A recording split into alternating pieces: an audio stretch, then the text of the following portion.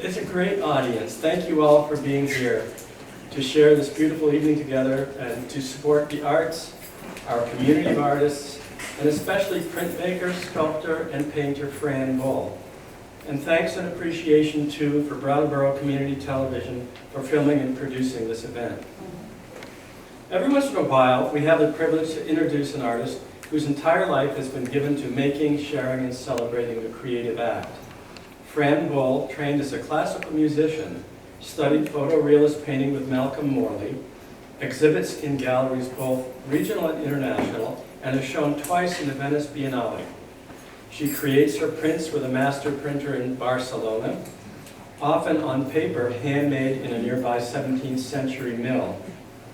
She's a published writer and poet, and of her other activities, she includes ongoing philosophical presentations at the annual Geoaesthetics Conference at Towson University in Towson, Maryland, where she was visiting artist in 1986.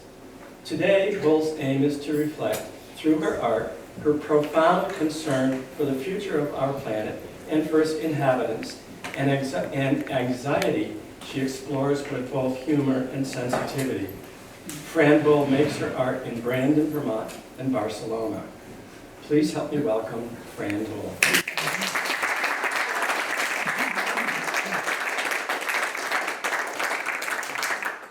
Thanks so much.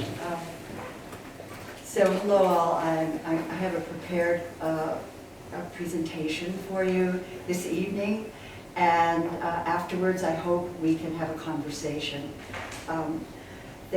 So I'm thrilled and honored to be here with you this evening.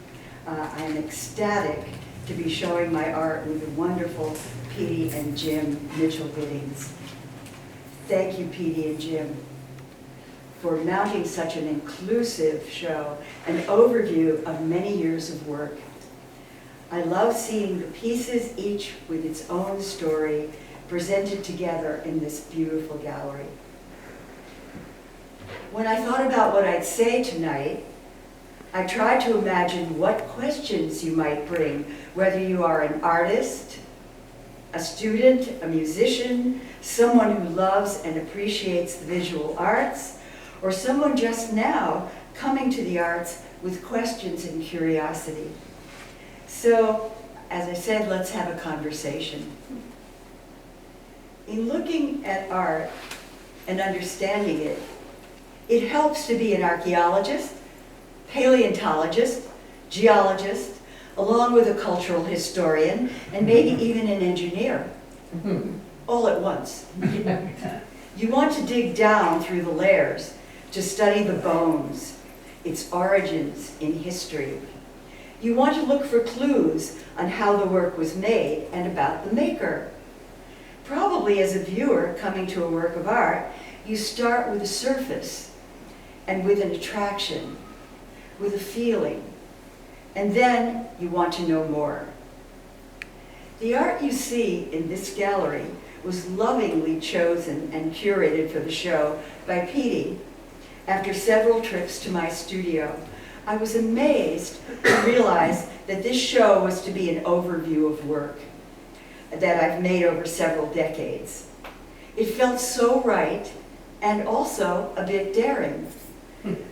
Would the variety and diversity of work confuse you, the viewer? So to help clarify, I'm going to tell you a bit about my life and what led up to making the art you see in this exhibition.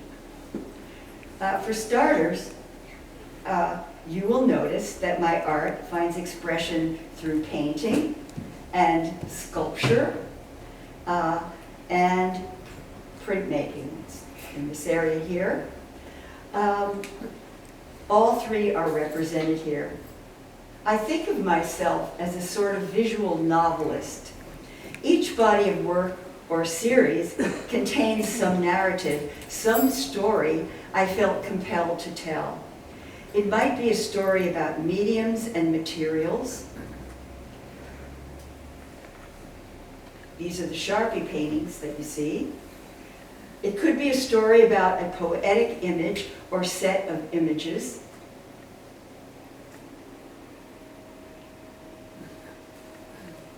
The etching behind the Hallelujah Chorus, the etchings,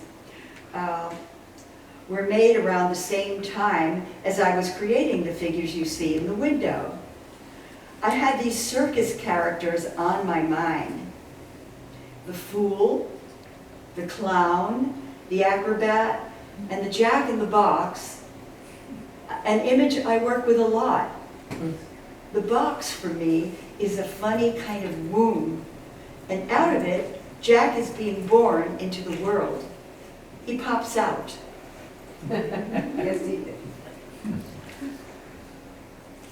I've had many adventures in my art life, studying art, making art, knowing many artists, having a gallery, reading about art, thinking about art. I live with these questions. How does this moment, this day, this experience, this feeling translate to a work of art? What images are needed in the world today to help make sense of the outer chaos? Can art be an agent for peace? I grew up in New Jersey. When I was about 7 years old, my mother, who was a great lover of art, took me to the Newark Museum. We were walking around the galleries looking at the paintings of Joseph Stella. In one of the galleries, I saw a door just a crack open. Curious, I opened it and peered through to a room just on the other side. And there I saw a classroom or studio filled with little children like myself who were painting, building things with clay, making structures with wood. I wanted to be one of those children. I remember nagging my mother afterwards to enroll me in those classes. She did, and I spent 10 years at that museum, a whole childhood, attending classes in drawing from nature, clay sculpture, painting, building large sculptures for pageants, printmaking, and creating art in response to museum exhibitions. Our teachers were artists who shared their own work. In those days, a little kid could get on a bus, travel alone to a place, and spend an entire day away from home. I remember eating a solitary lunch in a nearby cafe and then going back to make more art. Around this same time, for about a year, our family joined my dad in Vienna, Austria. As a journalist, he had covered the Nuremberg trials. The Cold War was heating up. My mother, brother, and sister and I boarded a ship in New York in February 1946 and arrived in Bremerhaven, Germany. A train took us to Vienna, and I remember that ride vividly. Because as we traveled through parts of Germany, I saw ruins and devastation. As a child from the suburbs of New Jersey, I only knew war as a story in the gray colors of movie newsreels. I was deeply troubled by the sights I saw from the train. I saw little children begging from the streets, half naked. How do you make sense of this as a child? I still occasionally dream I am on a train that is stopped and soldiers come aboard to search for Jews. Still, with all of that, the world opened up for me in Vienna. I attended a school for American kids whose parents were either in the military or were there to support the occupation. I spent my days in that school mainly drawing. I filled large pads of paper with imaginings, and I drew endlessly. I told stories in my head and sort of illustrated them as I went along. I'm still doing that. Yeah. We sometimes went to the opera in the evening.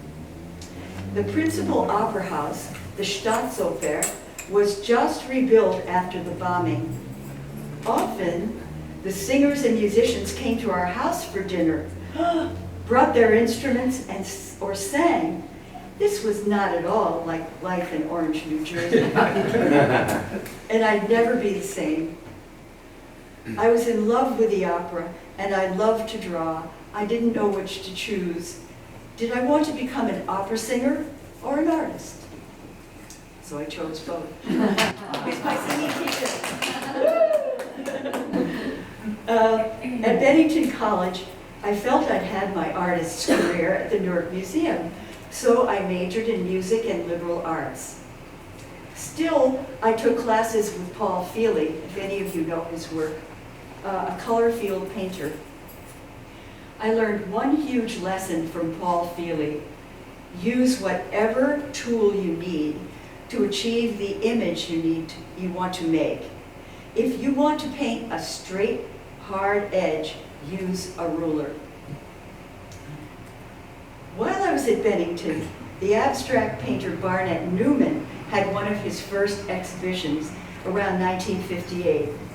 I remember being completely baffled by the new art. I even said to myself, well, if this is what art is, I can't be a part of it. In the years since, I have woven abstraction into my own expression, always acknowledging the influence of those early abstract expressionists who were forging an art in reaction to what had come before. They were dedicated to bringing new forms into being. They worked in the trenches, experimenting with new processes, with an idea of moving away from the modernism of European art, and creating painting that embodied something of the American spirit. Emotional, impetuous, direct, maverick, and iconoclastic. They were interested in externalizing the unconscious. They were influenced by Freud and Jung, especially Pollock. I lived in New York after college. The city was teeming with art life. This was the time of Andy Warhol, Studio 54, pop art, and rock and roll. Oh, I forgot drugs. Drugs and rock and roll. I supported myself by working as a fashion model for illustrators, including the internationally known fashion artist Barbara Perlman. I posed for the painter June Leaf for a whole year. We'd talk as she painted. I was a bride in her painting, and I wore a wedding dress. From each of these great women artists, I learned many valuable lessons. From June, I learned about probing deeply into the big questions, both in life and art. She had a way of digging relentlessly into her subject matter. I also was able to observe how a woman could be married and have a career.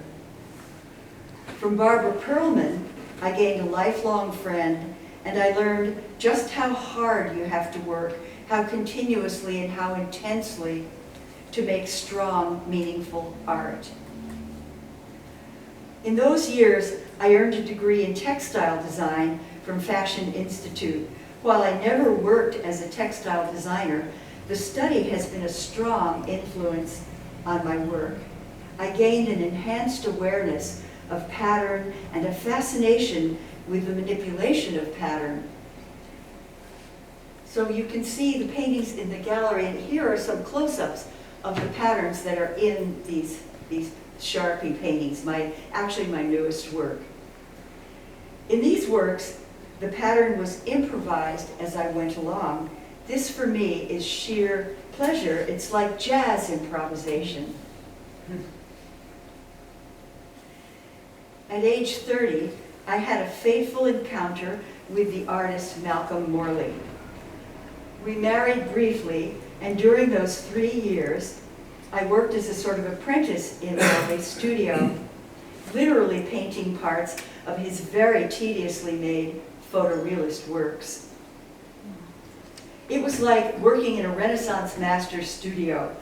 The master stood by critiquing my work, making suggestions, talking art as we painted continually.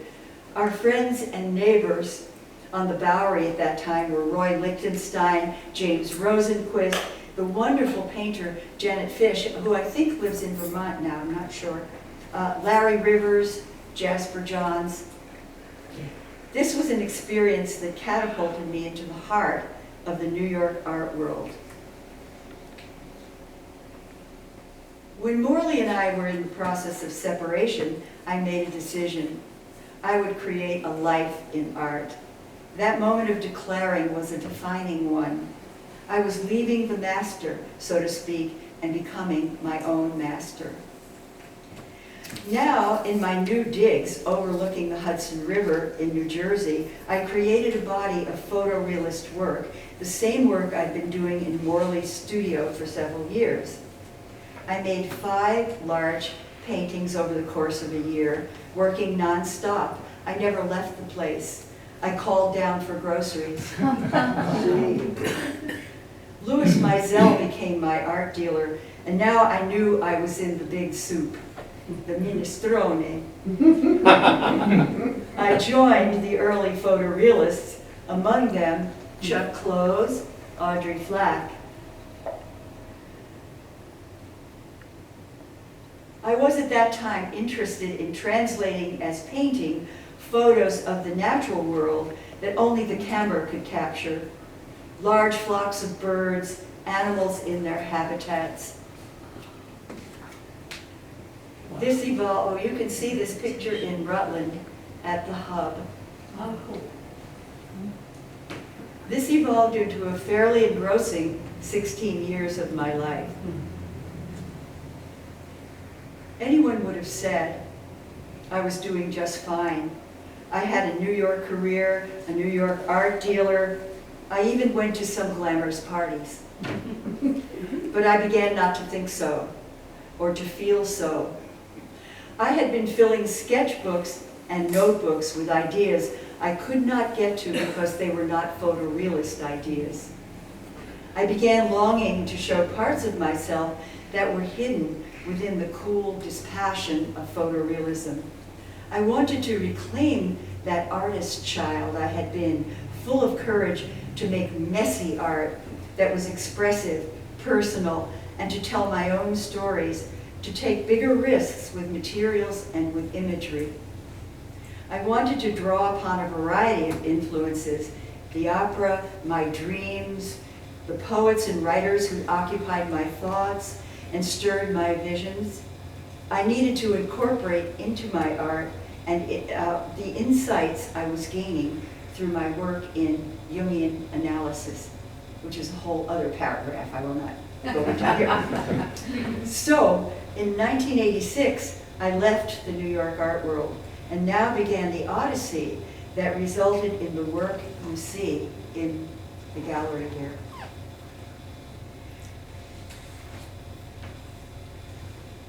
I took myself on a retreat to the wilds of Ireland. I had a plan, maybe it was more of a fantasy, that I discover my true art in this place, that all would be revealed. I packed a trunk with art supplies and stayed in a remote cottage on Galway Bay in an extraordinary area called the Burren. The Burren is a vast landscape of boulders and rocks. It was the very mirror of my inner world and of my soul at that time of my life. It is a geological wonder, a vast rock garden, bleak as the moon on the surface, yet in the fissures and crevices between the great stones are hidden lush gardens of plants and flowers. They thrive because the stones themselves create a microclimate providing shelter and warmth. I made my studio in the kitchen of this cottage. From the window, I could see the wide, wind-blown meadows just beyond that, Galway Bay and the Atlantic Ocean. How to describe it? It was both bleak and lush.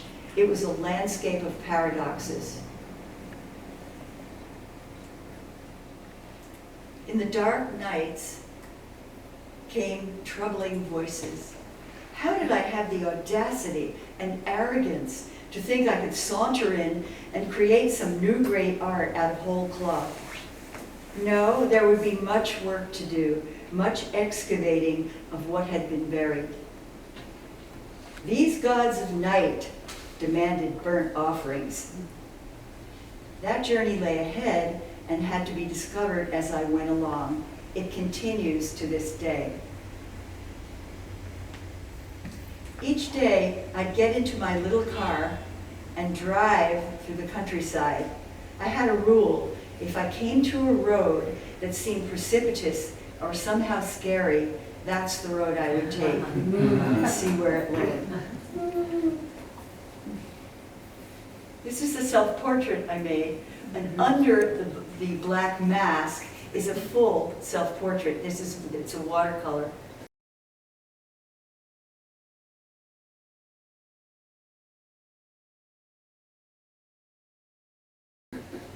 In a Dublin bookstore, I came upon a book, The Stars and the Stones, by Martin Brennan. It was the story of a Neolithic stone monument, Newgrange, built in 3200 BC, predating the pyramids. I have the book here if any of you are interested in browsing. While other archaeologists assumed that the carvings on these stones were mere doodles of the ancients. Imagine doodling on stone. Martin asserted these huge structures were astronomical indicators designed to observe and measure the sky, the sun, and the moon, and to track the seasons. So I went immediately to Newgrange. I had an intuition that there was something there I needed to experience. I stood in the entryway to the buried chamber, marveling at the huge carved boulders. Guides escorted me down a long, narrow corridor that leads into the earth about a half a mile. It opens to a huge domed sanctuary. On the stone walls are carved markings. You can kind of see them here. Spirals, circles, star shapes. During the equinoxes and solstices, the sun at sunrise enters this dark chamber like a sword of light, illuminating the passageway and the inner chamber.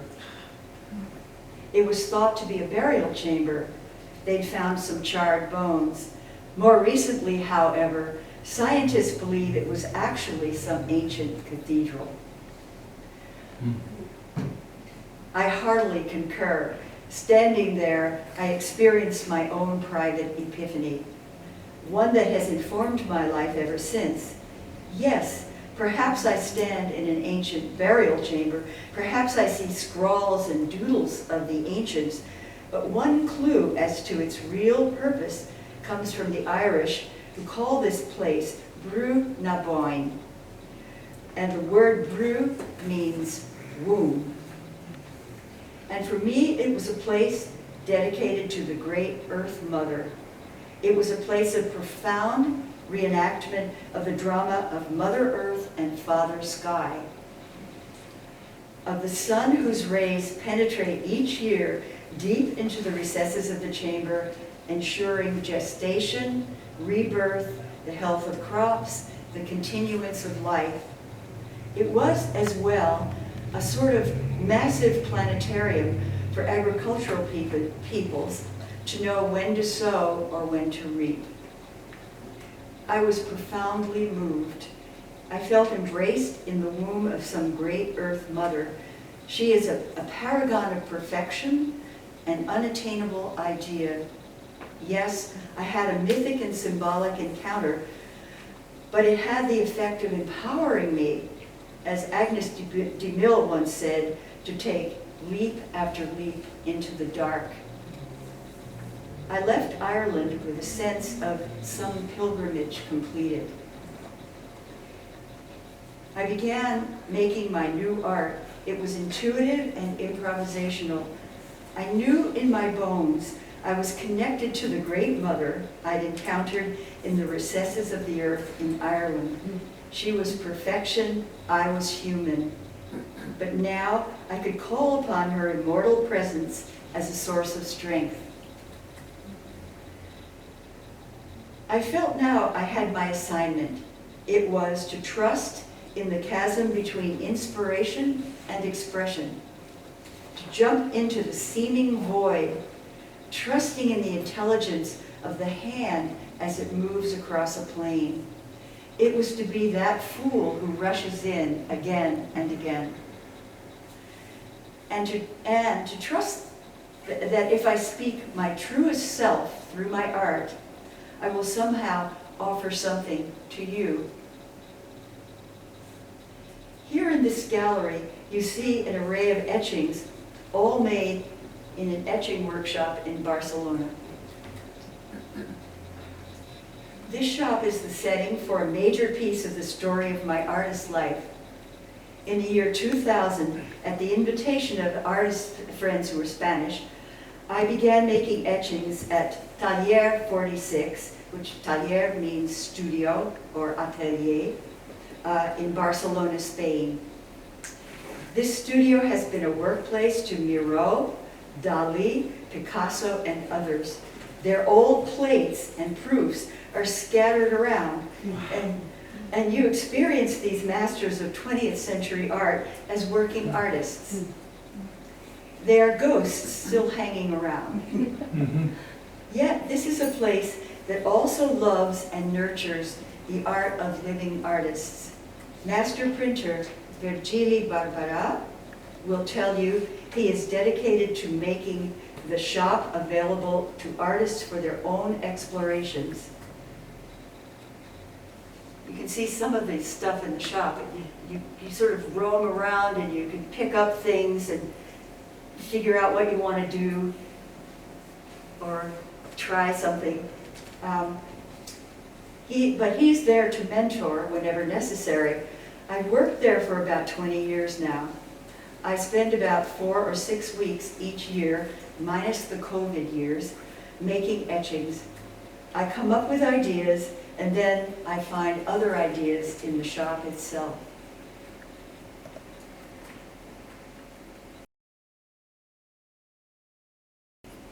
Around 2009, I began creating installations.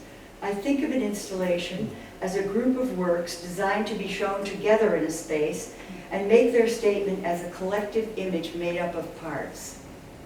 I am fortunate that my partner, Robert Black, is an architect and builder and great editor, as it turns out, or you'd be here all night. He has helped with innumerable aspects of bringing work to galleries, setting up complex installations, and constructing pieces to enhance the work. I'll share images from 3 of these installations. The first was in Flanders Fields. I wanted to make a statement on the horror of war and use the iconic poem as a sort of scaffolding for the work. I took apart the imagery in the poem. I sort of deconstructed the poem. Larks, poppies, these are the larks, poppies, crosses, fallen soldiers. I began with the etchings, some of them printed on fabric, like bloody rags. That will come up. Yeah.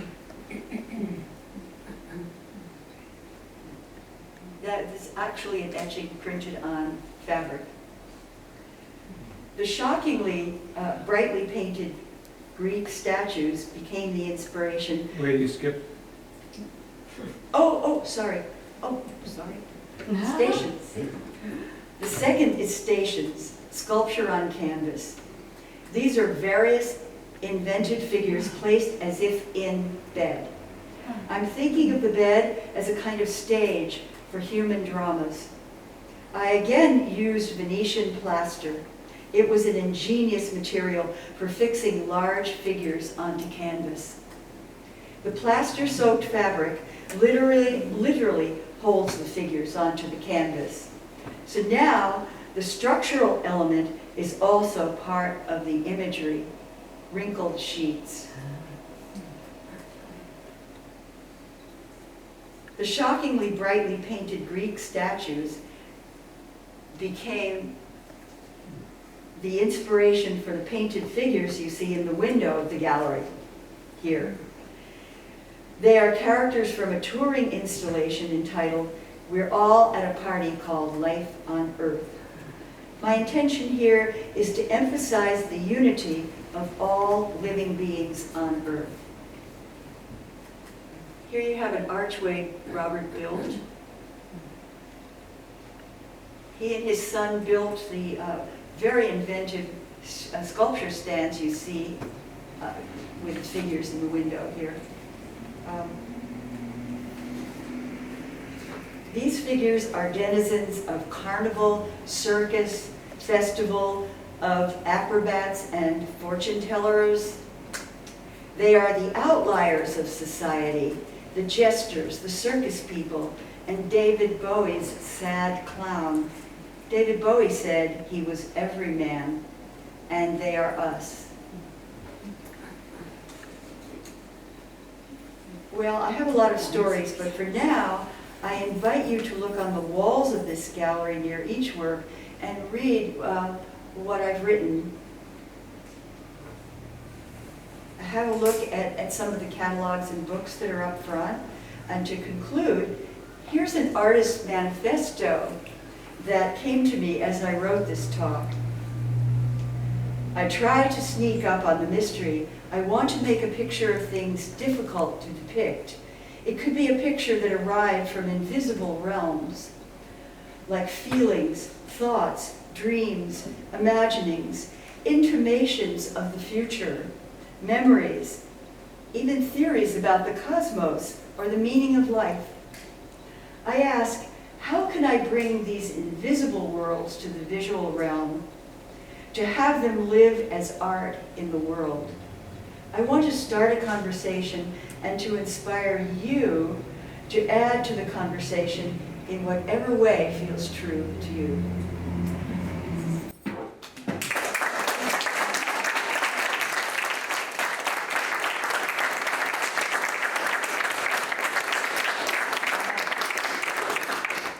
Funny collage I did. It says, "The world has gone mad. I want to affirm everything human."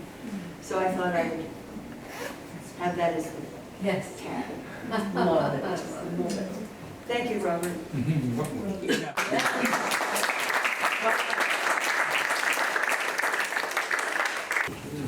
Thank you, Katie. Thank you, Jim. Thank you, Maria. Shall we take questions? Would you like to ask? Yeah. Would you like to ask, are there questions that come to mind? Or thoughts? Yes. Just when you made your transition from doing photorealism and that, did you discover new artists who were sort of inspiring your work or that, you know, or was it still the people from your original origins that you had worked with and admired? Well, that's an interesting question. I kind of went into a self-imposed exile away from that world. It isn't that I didn't see those people so much, but, you know, I went to Ireland to this experience, you know, that I described, and then I had a very interesting, while I was in Ireland, a friend had given me a book that I recommend to anyone, called Addiction to Perfection, Marion Woodman. Do you know this book? Marion Woodman is a Jungian analyst and also a literary person. So my friend in New York, just, you know, she gave me this book before leaving, and it kind of saved my life while I was freaking out in Ireland and thinking I'm an imposter. I don't know what to do. And the book talks about particularly a woman's journey towards her own expression and the difficulty of that, and the inner life of any woman who might, the life a woman might be having during this difficult period of transition. So I had that, and so I had a lot of allies in this, and I'm just trying to remember. I had I was working in my studio. I never showed anything because I felt, I didn't really know what I was doing exactly. But there is a book called Transition here, and you'll see what I was doing during that time. So it's the white book, the plain white book. I see it. You can see it. Yeah, I might want to browse through that. I did these sort of ink drawings, and they were, they were just very intuitive, and I knew I had to let that happen and keep seeing what was there, and trust and trust and trust. So, yeah.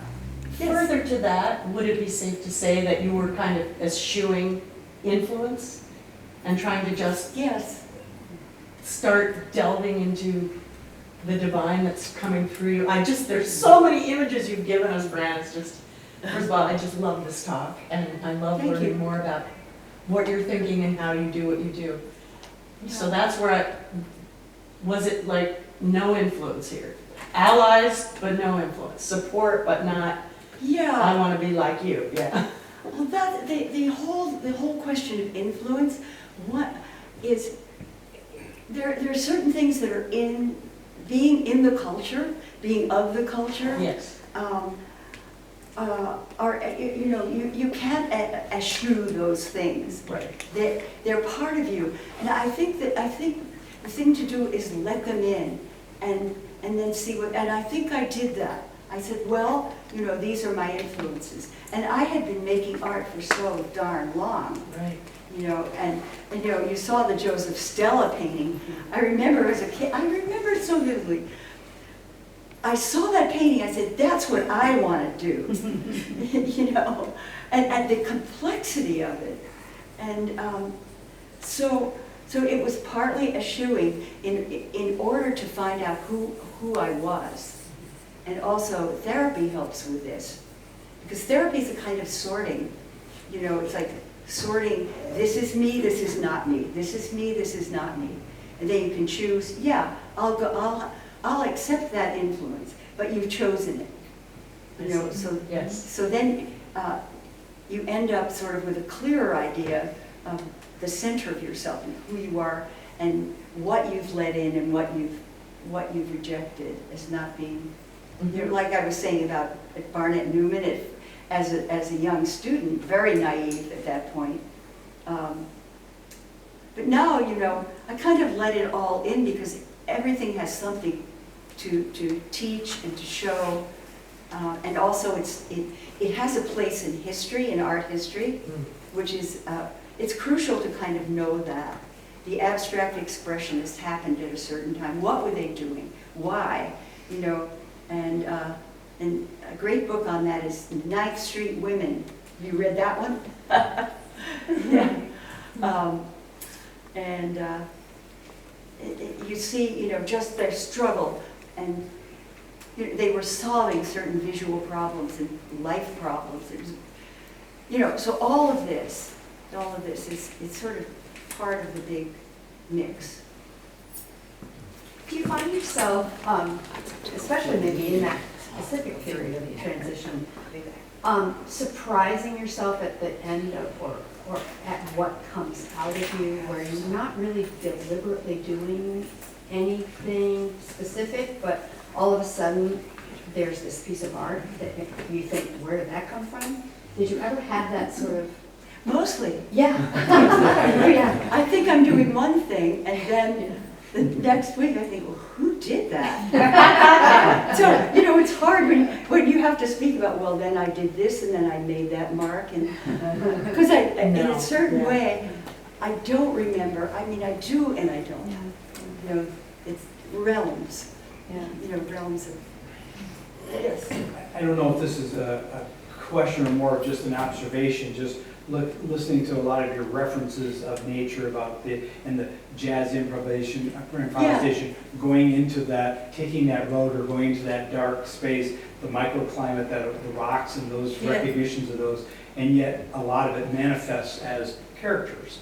And so it's interesting how that the natural world manifested into characters, not as like, oh, I see this event, there's these characters, I'm going to do something with that. It seems like it came from the other way around. Like the nature informed the characters or the results more. Yeah, I kind of noticed that I invent a lot of characters, and that my art, for the most part, except where it's overtly abstract, it is character driven in a certain way, or characters come through me. Look, I was thinking, where did all these characters come from? And then the characters in the installations that we showed, and then the lady in the blue suit over there. Who is she? You know, I think I know who she is. And, so I'm sort of channeling these human beings through myself and these characters. And I can't say that I'm somebody who goes around, you know, observing people in cafes or you know, out in the street or something, but I think I might be. Mark. So after this period of self-exile and seclusion, when did you start to show your work again? Let me see.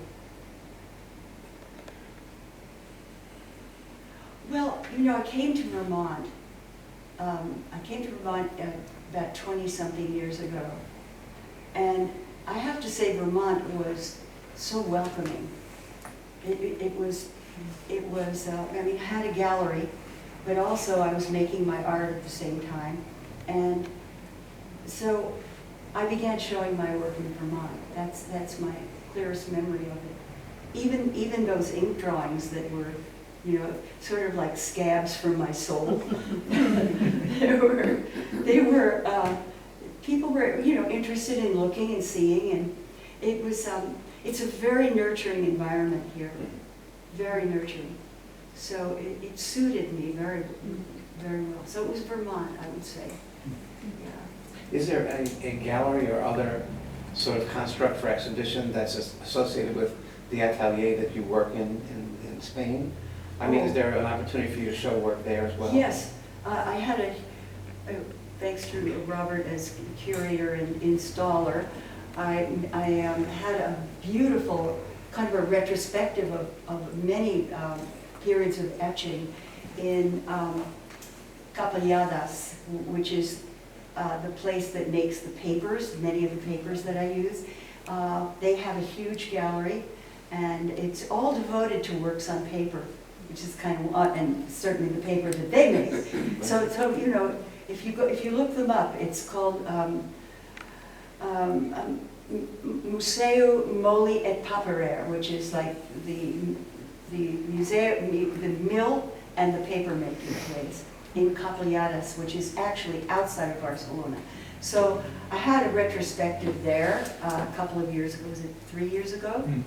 And showed an enormous amount of work. And then also there's another gallery in Barcelona, Pera Pruna, where I had, where I showed, I made a book, I had a cancer phase in 2011 and underwent, not chemo, but radiation. And I made a book about that, you know, one of those box books with original etchings and silkscreen text. And that is in the collection of the Biblioteca Nacional of Barcelona. So there, you know, I don't have a big life there as far as exhibitions go, but certain things came up in relation to. There is the catalog of that. Yes, you can see it. Jim. Could you talk more about these plates that you brought in? Yes. Can I get you one? Or? Yeah, I can. Okay. because it's eternally mystifying. And you have a good story around them. Yes. Well, this group of works here is called Sweet Sweet. And the reason for it being sweet, the two different ways of spelling, because initially I worked on the plate with something called pina colada mix. And it comes in a can, sort of like evaporated milk, but it's thicker, it's very thick. And I tint it so I can see what I'm doing. And then you can paint with it, with a brush on the plate. And in the process of printmaking, so you have that, it dries, and once it's dry, you paint over that very carefully with a kind of special varnish. And then you can work with it in acid. And I don't want to go through too much, but it was so it started out that way. And then after I saw what I had on the plate and saw the proof is something that you run through the press and now you have it on paper, I could go back into the plate and modify it. And so I modified these plates maybe 4 or 5 times, putting them back in the acid. And what happened was, these are very complex plates, therefore. And all these different levels and colors that you see are achieved through one pass through the press, which is one of the beauties of it. And it's Yeah. backwards. When I first met you in Alpine, New Jersey, it was in music that we were collaborating. Yes. But then it got into art, and from the beginning, what I felt about your art and you was that you were utterly fearless. You would go anywhere, try anything. And I couldn't believe it. I felt like I was all shut up. But you are wonderful that way, and I see from what you're saying that this is what you were doing. Thank you. Thank you. Yeah. Yes. Would you talk about the life of an artist in terms of blessings in spite of the struggles? The blessing is the beingness of it. Having that life. It's very privileged if you think about it.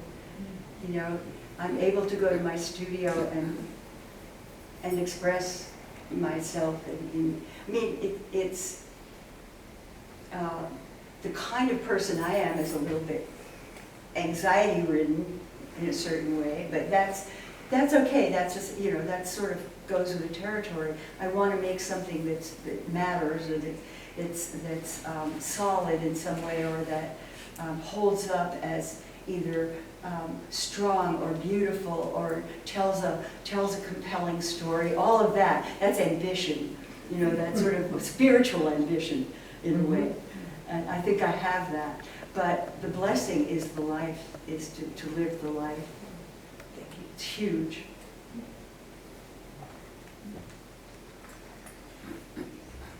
Edie.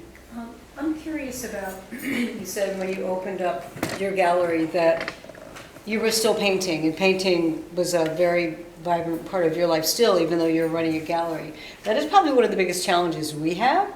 Jim and I are still painters. We're painters when we opened up the gallery. This is going to be our 10th year, believe that or not. So I'm curious about that. We haven't talked about that part, because it is a push and pull. It's a beauty and a curse, and all of that, the whole circumference. Yeah. That opening a gallery had always been something I wanted to do, and then I did it in Brandon. I came to had this wonderful and beautiful space in Brandon, and it was another creative opportunity because I'd have events and poetry. It was it was like a space for art and space for creativity, and people came. I began to notice that, and downstairs I had a huge studio, and I did make the stations, 14 pieces during that time. I don't know when. I must have been like 11 at night and 3 in the morning or something. But I began to notice that, you know, I'm up in years, so to say the least. So I began to notice that it was that having the gallery was wonderful, but it was eating up my life. And then I had to say, what do I want to do in the last part of my life? I want to make my art. I thought that was where I could be most effective and fulfilled. So I closed the gallery. And everybody got mad at me.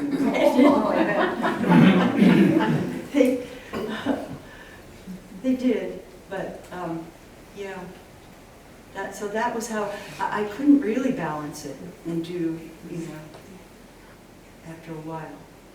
I'm just trying to remember, I still made a lot of work because physically, here was the gallery and downstairs was my studio, so I could be working. Thank you. Thank you. Thank you. Rebecca. Just a quick question, an observation, seeing this firsthand with Fran. And what Brenda's question about the blessing and the struggle, you know, we're in this time in the world right now where there's struggle going on all over the place, from the environment to politics to whatever. And in a sense, the artist mirrors that zeitgeist. And I just would be curious to see a little more about, there were times when Fran, and I can say this honestly, and I think she would agree, where she actually doubted her ability to continue on a particular path, like going to Ireland into the darkness, like where do I go next? And I have watched her come through that faith or whatever it is in the midst of difficulty. So we're in this, all of us at some point in our lives, me and Fran, but I've just watched that idea that you run into a wall or run into a quagmire or something and you persist. And I'm just curious if you could say just a little more about what that takes, because it's not like, wow, cool, artist, I'm all right. But it's like, no, I'm a human being, and I run into stuff just like everybody. And what you see is the result of all of those things. It's almost like being dipped in the acid again and again, right? And now you come out, right, a little different. You come out, yeah. Yeah, it's true, you know, I don't speak too much about it, but even, I would say every single day when I'm working in the studio, I have doubts. I have doubts, and they may be old ghosts. I sort of try to identify those voices. You know, who's speaking to me now? Is it my critical father? You know, is it the culture that says a woman has to be a certain way, or the art has to be a certain way? Where's Elizabeth? Is she here? Elizabeth Michelman here talks a lot about permissions. What are we as artists permitted to do, or what are we as women artists permitted to speak about? And I can remember wanting to take on the biggest subjects, you know, being itself, and you know, the world and the cosmos, and the political situation. I mean, that's why I took on war. I took on, to me, the bed, intimate human relationships, and then and now this one with all the stock characters from Carnival and so forth. I'm trying to say we are, you know, one world. We are all one world. I mean, it's a little quixotic, the idea, but that's what we artists have to do. We have to say it anyway and let it fall where it may. So I don't know. Did I address that really? I mean, I'm a nervous wreck actually, and but you know. It's like, so what? Yeah, exactly.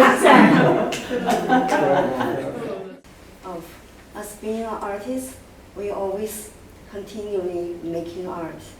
And no matter what, just keep making art. And having show is great. And having sale also is a plus. But not every work is going to go. And what you envision that after the show, how to house your art and how to house in your art career.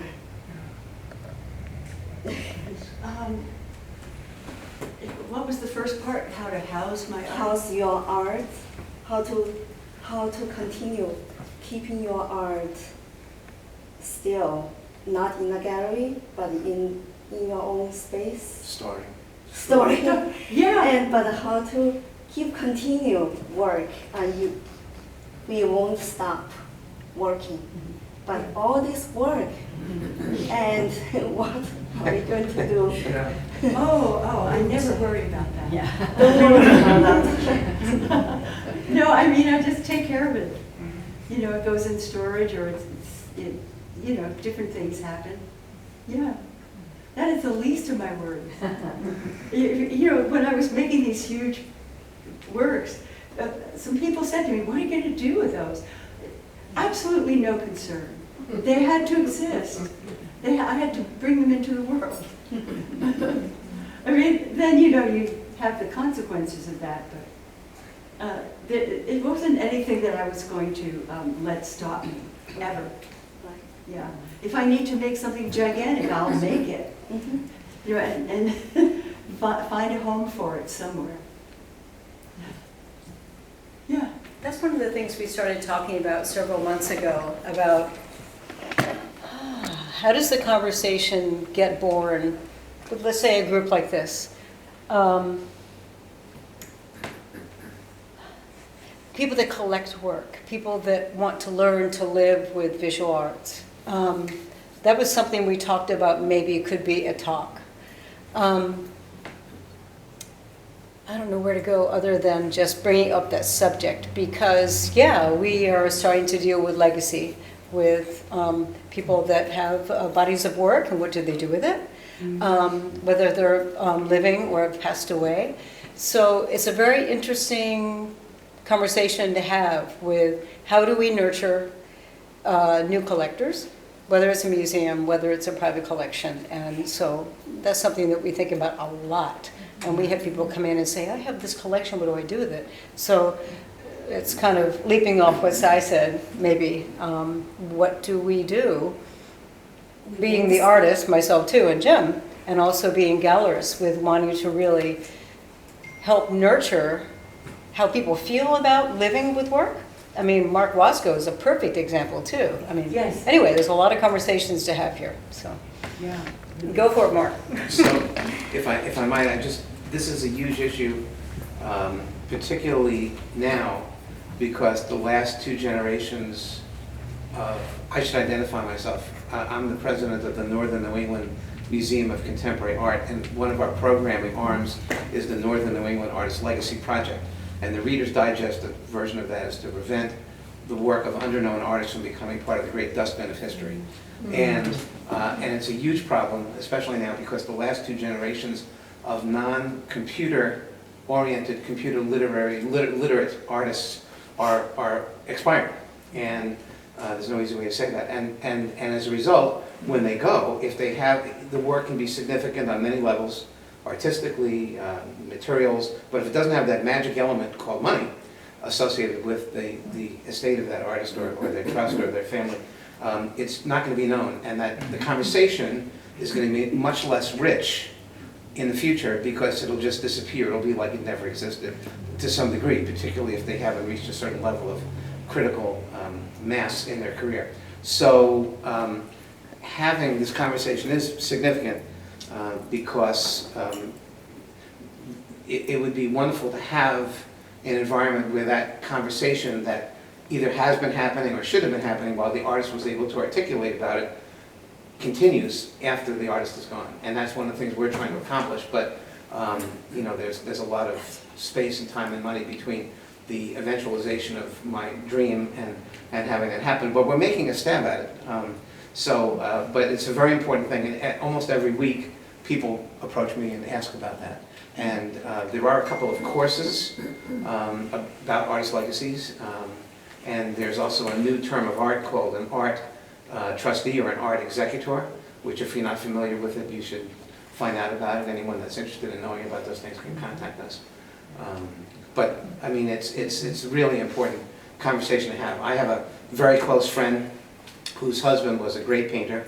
We did 7 exhibitions last year of his work, and he died with 1,100 works in storage.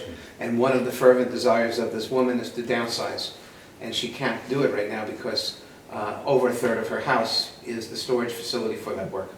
So hence we had 7 shows, and we did make a little stab at it. But anyway, it's a big issue. Yeah. There's another piece to this too. In the latest work that Fran spoke about, we're all at a party called Life on Earth, which is like, there's phrases that talk about another work where when in the life of the individual, the society is reflected. And when in the life of the society, the life of the individual is reflected. So to the extent the artist can manifest this beingness, like she talked about David Bowie as every man, or every woman, or every child, whatever, that you could see yourself in this work. So we're all at a party called Life on Earth is meant to be this interactive walk around, oh, there I am, oh, there I am, oh, that's you, oh, here we are. And then during the course of that exhibit, and we're trying to set a way that that will travel and live in different places and just continue to be in the world in different ways. And when we put those shows up, we do workshops for people to come in and say, what do you think about this? So it could live in the community so that persons see, like this, where Fran asked your question about you in the conversation, how do you see this? So this one, especially we're all at a party called Life on Earth, is that one, and it's meant to manifest and evoke feelings in yourself about who am I as part of us? And it's really interesting if we could actually have it live and continue. There's a place in Montreal that wanted to do this, there's another one on Cape Cod. We would like to find people who would bring this and just draw it back.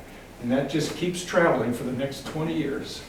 And everywhere it touches that art opens the idea that, hey, we're all at a party called Life on Earth. Go for it, Karen. You mentioned your fearlessness. Your friends commend you on it. What do you do when you are in that really dark place and just don't know how to go on? That's like a huge question.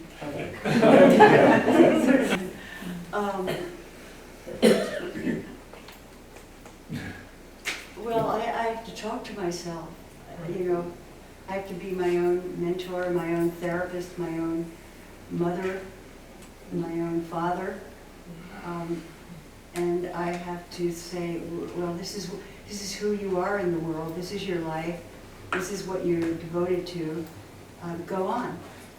And I might have to, you know, I might have to have a downtime, you know, and just, you know, I'm trying to think what I might do. I might go to a museum and see some great art. That's always inspiring. Or I might go out with friends and have lunch or something simple. I was thinking, you know, I don't just sort of go and take to my bed. I'm not that kind of person. But it is to honor that time. That's important, that downtime. And the other thing about it is that in that darkness, there's something there. You know, as I was kind of alluding to with Newgrange, there's something in that darkness for you. And to sort of try and listen through your, you know, all your angst, your depression, your sadness, listen, just listen, what's there? And there's a gift. And I'm feeling like the image of the womb, the darkness of the womb, when you're talking about being your own, whatever you need to be for yourself, being your own midwife, being your own doula, being the one who says, you can get through this, there's something on the other side of this. But accepting pain, accepting darkness as part of the human condition. Yes. Because that you can't express all of this if it's all joyful, if it's all easy, if it's all, my creative process always works. It's just not, it's not the way we work as human beings, internally or externally, so. And I love the Newgrange image, that has just really stuck with me, and it's so spiritual. And that whole, the Mother Earth, Father Sky piece of that, I don't know, this is always inspiring for me, so I'm just a fan. I'm a fan. Thank you. Yeah. Yes. I know I'm being a roadhog here. When you look at the diverse bodies of work that we chose to have in this show, where do you want to go from here? Have you thought about that, or is it just pretty much in the moment? There's materials you might want to work with or not, or imagery, but... Well, I think I'd like to keep, I'm thinking of these black and white pictures, that they're moving into color with, it's sort of like thinking of the lines as kind of nets or containers for the color. So the color is contained by the lines. I mean, you could show that in many illustrations of where the line is holding the color. But I'm thinking more of crochet, like weaving lots and lots of lines around color and color forms. The other idea I was thinking about, and I don't know where that one goes, is the whole idea of abstraction in our time. What is that? How do you move that forward? A lot of artists are making abstract art, and I look at it and I say, well, what is that showing me that's new? How is that showing me something I haven't thought of myself or seen? And I realize I'm asking that because I'm asking myself that. So I might move in that direction, God willing.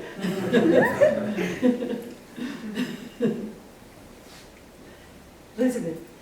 I want to ask you, what I'm thinking about is this audience. It sounds like there are a number of people who make art, make visual art probably, and a number of people who engage in other art forms, but don't make art, but enjoy visual art, are moved by visual art, and people who collect, and actually think of themselves as like active collectors of, I really want to have a strong relationship with a lot of art.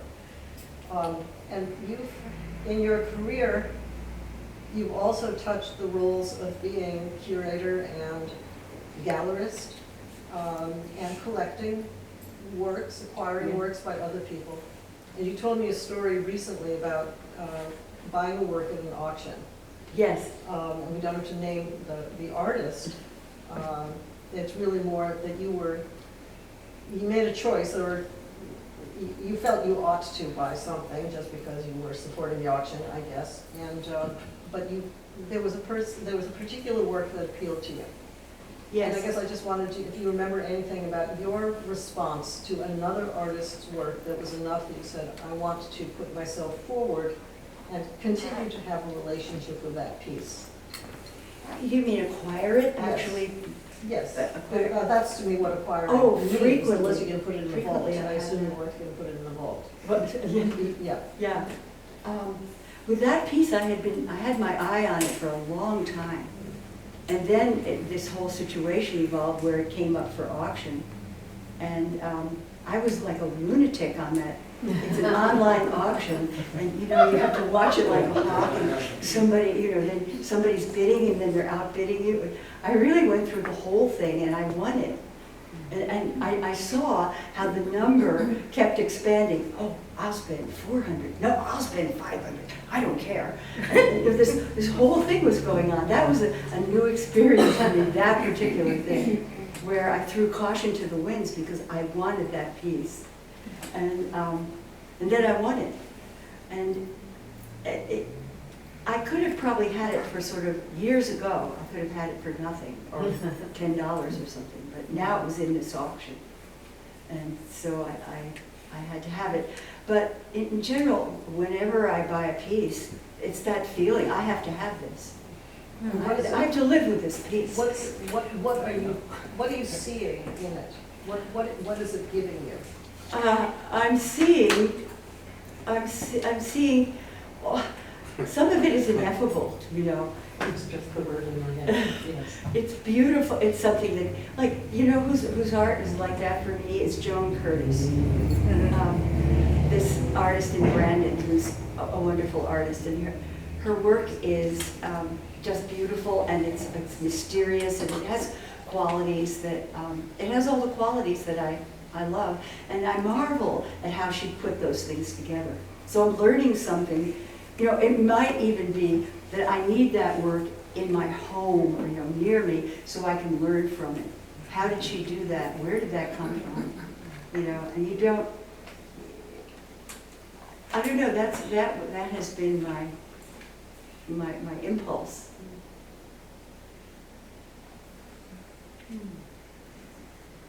Shall we? I have another question. Yeah, We can go ahead. I'm just wondering, there's so many questions because I absolutely adore you. And I adore your work and your process. How has your voice and singing at opera infected or affected? Here's my brilliant singing teacher, right, seated right here, Beth Thompson. And I always say, this is corny, but I always say, if I had studied with Beth when I was 20, I'd be singing at the Metropolitan Opera House. That's how tough she is, actually. Wow. And this woman can sing. I want you to know. I wish I could get something out of her, but I won't.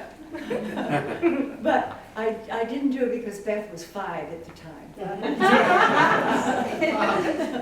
But I think in that process, it's partially this idea of that I only know what I know now because I work with people like Fran. I come out of every session we have together, I've learned something.